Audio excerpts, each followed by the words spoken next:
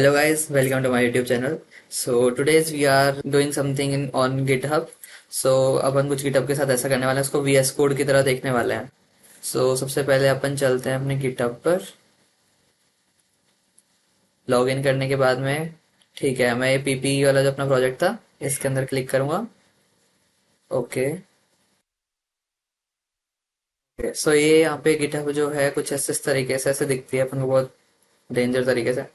तो इसे बनाने वाले VS कोड की तरह. तो यहाँ पे GitHub की जो URL है, लिंक यहाँ पे है https://github.com.